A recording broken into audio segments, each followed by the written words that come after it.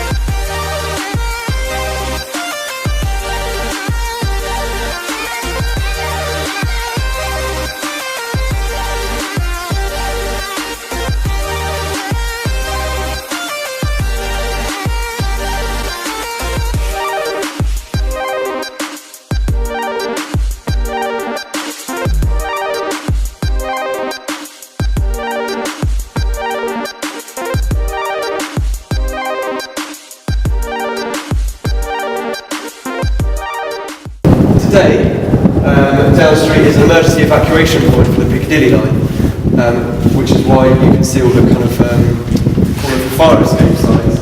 In the event of a dire emergency on the Piccadilly line, we could evacuate people through here. They come straight up out of gates from the line that you'll see when we go downstairs, and straight up those stairs. But the reason that this station is interesting is because of its use during the Second World War.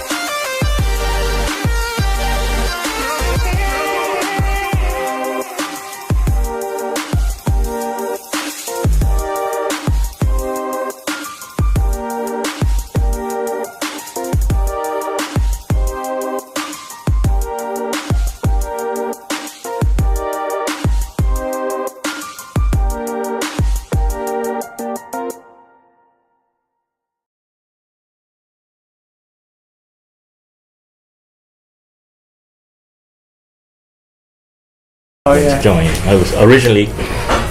I was to be in the tank regiment, but then because of my exam results, I got into the Royal Engineers. They changed it to Royal Engineers, and did a couple of courses there: welding, electrical engineering. It's classified B, A, B, and C. So it's out with C, B. So so you started with the army, that's the first thing? Yeah. So 4 years in the army? And then came the army. LT. So what area were you living in? Area, I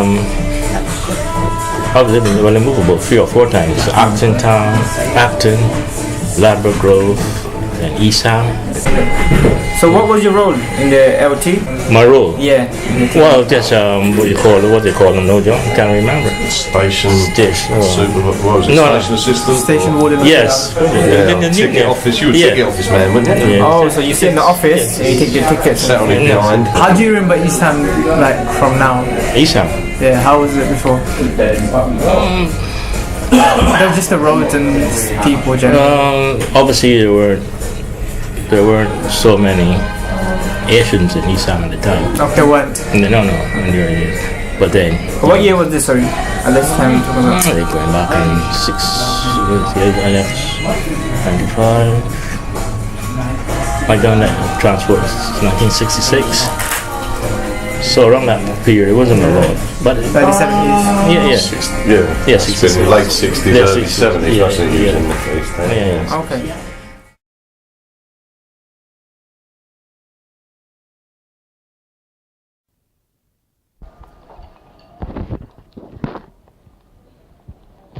Mr. Lloyd Ellis, Kingston, Jamaica, on Sunday the 8th of November 1992.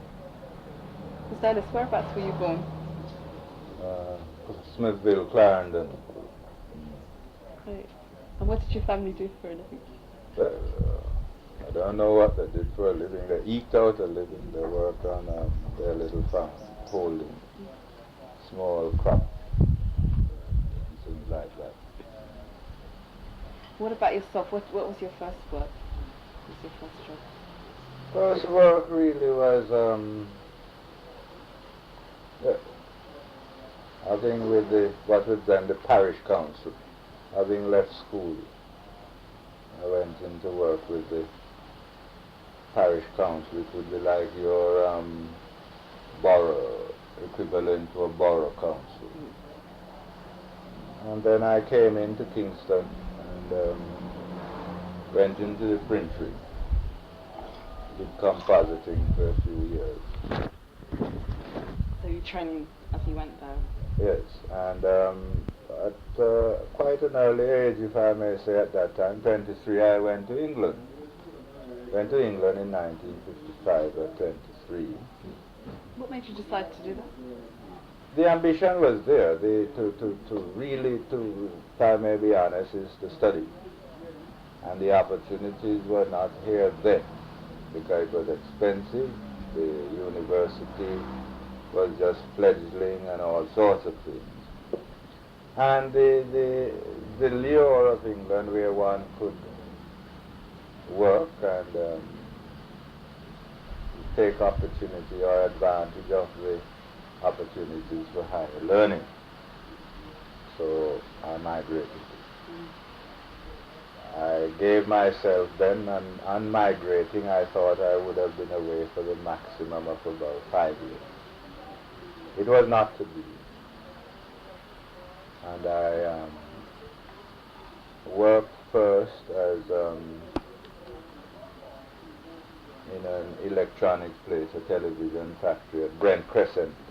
That's up in Northwest 10. But it was not the type of job. It was a laboring job.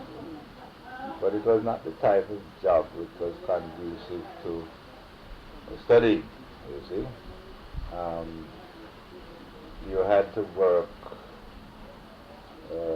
overtime and all sorts of things for to make any money.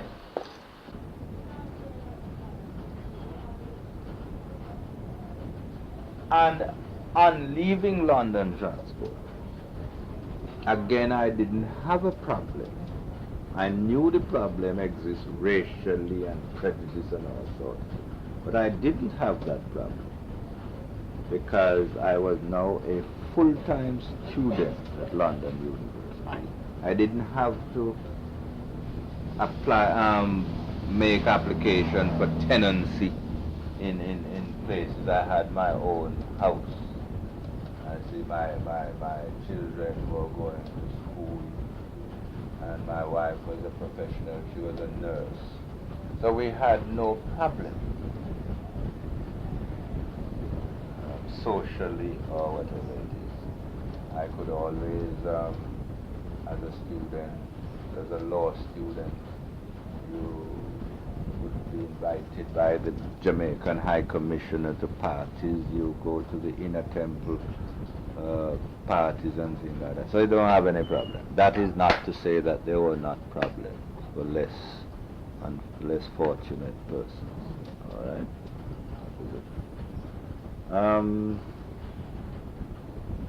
Perhaps were I seeking mobility upwards within the organization, then perhaps I would have experienced it, because I've known persons who experienced problems to move up. Even within movement, within the parameters of the railway. People who wanted to be sub-gangers and gangers, that is to say, to be in charge. Black men were sort of held back. Eventually they came forward, but they were damn good. But at the outset they were held back.